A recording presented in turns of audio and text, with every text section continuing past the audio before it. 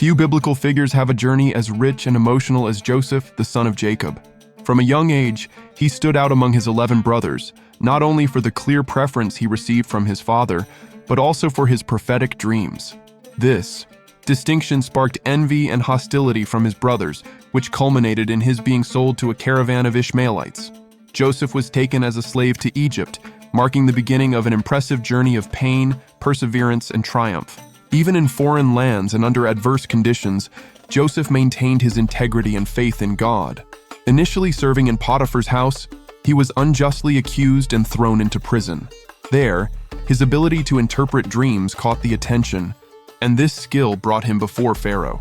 By accurately interpreting the Egyptian ruler's dreams, Joseph predicted 7 years of plenty, followed by 7 years of famine, which earned him the position of the second most powerful man in Egypt. His wisdom and efficient management saved not only Egypt, but also neighboring nations.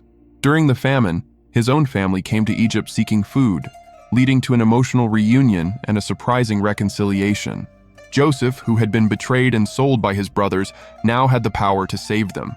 He chose forgiveness, showing not only maturity, but also submission to God's divine plan. Under his guidance, the entire family of Jacob settled in Egypt, specifically in the land of Goshen, which was ideal for raising livestock. This moment marked the beginning of the Hebrews' stay in Egypt, a crucial chapter in Israel's history. Joseph, then, became a link between the patriarchs and the future nation that would emerge there. Joseph's life was not only marked by earthly success, but also by profound spirituality. He did not lose his identity, even while living in a pagan culture. His faithfulness to God and his trust in God's promises made him an example of faith and courage. The story of Joseph, recorded in the last chapters of Genesis, is a powerful reminder that even human betrayals can be used by God for a greater good. The death of Joseph is briefly narrated, yet full of meaning at the end of the book of Genesis in chapter 50. He lived to be 110 years old, a symbolic age in Egyptian culture, which considered this number to represent a full and blessed life. Despite having achieved fame and glory in Egypt, Joseph never forgot his roots and the promise God made to his ancestors. Before he died, he made a request to his brothers that, in the appointed time, they would take his bones out of Egypt. This request was not merely a personal whim, but rather a declaration of faith. Joseph firmly believed that God would visit his people and lead them back to the land promised to Abraham, Isaac, and Jacob. With this act, he reaffirmed his identity as part of the divine covenant. The biblical text states that Joseph was embalmed and placed in a sarcophagus in Egypt, similar to the great Egyptian dignitaries, an honor few foreigners received. The practice of mummification, common in Egypt, was intended to preserve the body for life after death, according to their religious beliefs. However, Joseph's embalming carries a double meaning. On one hand, he was honored as a true prince of Egypt. On the other, his body was preserved not to remain there, but to one day be taken back to the land of promise. Joseph's death, therefore, is a symbol of future hope. By asking for his bones to be taken, Joseph anticipated the Exodus. In other words, he prophesied that Egypt was not the final destination for the Hebrew people. His faith transcended the current circumstances and looked to a future defined by God's faithfulness. This becomes even clearer when the writer of Hebrews in the New Testament includes Joseph in the Hall of Faith heroes for mentioning the Exodus and giving instructions regarding his remains. Thus, even in his death, Joseph left a powerful spiritual legacy. He did not surrender to the culture that exalted him, but remained firm in his hope. His life and death became a milestone between the end of the patriarchal period and the beginning of the formation of a nation. Joseph's sarcophagus, standing in Egypt for years, would serve as a constant reminder to the Israelites that Egypt was not their final home. After Joseph's death, the Israelites continued living in Egypt and for a time enjoyed a period of peace, respect, and prosperity. The memory of Joseph still echoed through the palace halls, and the Hebrew people were viewed favorably due to the immense benefits Joseph had brought to Egypt, saving the country from famine and leading it with wisdom. The presence of Jacob's descendants was tolerated and even valued in that initial context. They thrived in the land of Goshen, multiplying, raising livestock, and expanding their families in a relatively safe and fertile environment. However, as generations passed, a new pharaoh rose to power. Exodus 1:8 records with both symbolic and literal weight. Then a new king who did not know Joseph came to power in Egypt. This simple statement carries a world of implications. The new regime not only ignored the history of Joseph, but also viewed the growth of the Hebrew people with suspicion. The forgetting was not just administrative, it was cultural, political, and spiritual. The bond of gratitude was broken and replaced by a policy of fear, control, and oppression. The new pharaoh feared that, in the event of war, the Israelites might ally with Egypt's enemies. Therefore, he decided to weaken them before they could become a threat. A policy of forced servitude was initiated. The Hebrews were enslaved and made to perform hard and inhumane labor. The former times of cooperation and mutual honor were erased, replaced by bricks, whips, and cries in the construction fields. The dynastic transition not only erased the memory of Joseph, but also began one of the darkest periods in the history of God's people. Still, this dark scenario was not a surprise to those who knew God's promises. Joseph, in his final days, had already anticipated that Egypt would not be the final destination for his family. He understood that the time of peace was temporary, and that, as stated in Genesis 15, the descendants of Abraham would be afflicted in a foreign land before being freed with great wealth. Even in death, mummified in an Egyptian sarcophagus, Joseph continued to preach hope. His embalmed body stood as a silent testimony, reminding the people that liberation would come. Several scholars associate the period of Joseph's influence with the rule of the Hyksos, a Semitic people who ruled Egypt during the so-called Second Intermediate Period. This connection explains why a foreigner like Joseph could rise to such a high position and be so well received.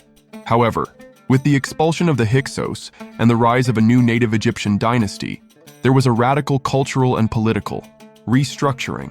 Former allies were treated as potential traitors, and the Israelites, due to their Semitic roots, began to be viewed with hostility and subjected to oppression. This historical and spiritual backdrop sets the stage for one of the greatest redemptive events in biblical history, the rise of Moses and the Exodus. The transition between the books of Genesis and Exodus is more than just a chronological leap. It marks a dramatic shift in the spiritual atmosphere of the narrative. The chosen people, once honored because of Joseph, now groaned under chains and burdens, crying out for help. And as we will see, this cry would not go unanswered. During the Exodus led by Moses, centuries after Joseph's death, the people of Israel finally departed from Egypt, heading toward the Promised Land. And, as recorded in Exodus 13:19, Moses took with him the bones of Joseph, fulfilling the promise made by their ancestors. This act was more than simple obedience. It was a symbol of the continuation of the faith that had passed through generations. Joseph, even in death, marched with his people toward the fulfillment of the covenant. This event underscores how Joseph's faith had a lasting impact. His trust in God was rewarded even after his death. He had declared, with full conviction, that God would surely visit his people and bring them out of Egypt. Now, that moment had finally arrived. The presence of Joseph's bones during the Exodus was a living reminder that God is faithful and fulfills his promises. When the Israelites conquered and settled in the land of Canaan, Joseph's bones were finally buried in Shechem, as described in Joshua 24:32. This location held historical significance for Jacob's descendants and symbolized a return to their roots to the land that God had sworn to give to Abraham's descendants. Thus, the cycle was completed. Joseph, who had lived and died in Egypt, now rested in the land of promise. This moment was not just an act of respect for the patriarch, but also a reaffirmation of Israel's spiritual identity. Every step of this journey held deep theological meaning. Joseph represented the link between the past and the future, between slavery and freedom, between promise and fulfillment. He was honored in his death, not only as a prince of Egypt, but as a son of the covenant. The transfer of his bones also had the power to unite the people. Amid their journey through the desert, the difficulties were many, but remembering Joseph's legacy reminded them of God's faithfulness, and this gave them strength to continue, even when the path seemed impossible. Joseph, even after his death, continued to lead his people spiritually toward the destiny that God had prepared for them. The story of Joseph's death is not just the closing of his biography, but a theological bridge between the book of Genesis and the redemptive events that were to come. Joseph, even while honored in Egypt, never considered that place his true home. His request to have his bones taken to the promised land reveals a theology deeply rooted in hope and God's faithfulness to his promises. This attitude is exalted in the New Testament as an example of living faith. The author of Hebrews in chapter 11, verse 22, highlights that, by faith, Joseph, when his end was near, spoke about the exodus of the Israelites and gave instructions concerning his bones. This mention is not merely symbolic, it carries a powerful prophetic declaration. Joseph knew that the story of God's people would not end in Egypt, no matter how prosperous that moment was. He saw beyond the oppression that would come, beyond the generations who would forget his influence, and he stood firm in the certainty of divine intervention. Joseph's hope was active, not passive. He didn't just wait for the promise to be fulfilled, but took concrete actions that would propel future generations to remember who they were and where they were going. His mummified body, resting among the Egyptians, was a silent but powerful testimony that God does not forget what he promises. Joseph became a symbol of spiritual resistance in a world that constantly tries to erase divine identity. This message is especially relevant for today. In times of confusion, spiritual exile, and forgetfulness of eternal truths, remembering Joseph's faith is remembering that God's faithfulness spans generations. Even when everything seems contrary, God's word remains steadfast. Joseph's testimony is a call to unwavering trust in the Lord, who turns evil into good and leads his people back to the center of his will. Therefore, Joseph's death is not an end, but a new beginning. It is the closure of one chapter and the foreshadowing of a greater one. His life points to Christ, the true liberator, who also died in a foreign land but was exalted and led his people to ultimate liberation. Joseph anticipates in shadow the great spiritual exodus that would occur centuries later, and his rest in Canaan is a small glimpse of the promised eternity. When we conclude Joseph's story, we understand that his death was not a marker of mourning, but of hope and faithfulness. He lived as a righteous man who faced betrayals, persecutions, and challenges, but never lost faith in God's promises. His legacy is one of reconciliation, forgiveness, and prophetic vision. Egypt gave him glory, but he chose the inheritance of Abraham. His burial was not among the gods of the Nile, but among the patriarchs of faith. The narrative of his death helps us understand that God works in cycles, leading history with precision. Nothing is outside his control. Joseph died with the conviction that the Lord would visit his people, and that comfort was passed on. His memory crossed centuries like a beacon that illuminated the path of liberation. He died seeing the children of his children, but his faith saw beyond. The presence of Joseph's bones in the Exodus united generations.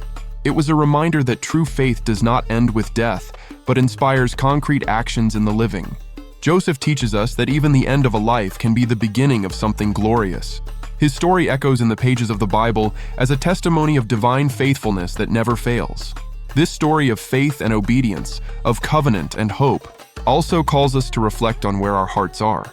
Do we long for the promised land, or are we content with the temporary comforts of Egypt? Joseph made his choice. He preferred to be remembered as a son of the promise than as a prince of the world. Finally, Joseph's death points us to the greater redemption. Just as God visited Israel in Egypt, he visited humanity through Christ. Joseph's story ends, but the grand story of salvation continues.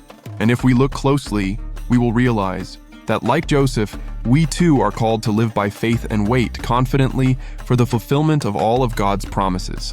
If this story touched your heart as it did mine in telling it, don't leave without leaving your like. This helps the channel reach more people with messages as deep as this one. And if you also believe that Joseph's legacy of faith needs to be known by more people, share this video. Go ahead and comment below. Did you already know all these details about Joseph's death and what happened afterward? What stood out to you the most? I'd really love to know your opinion and continue this conversation with you in the comments. And of course, if you're not subscribed yet, subscribe now and activate the bell to not miss the upcoming videos about great biblical characters and events. Here, every story is told with depth, respect, and passion for the word. Thank you so much for watching until the end. May God bless you and see you in the next video.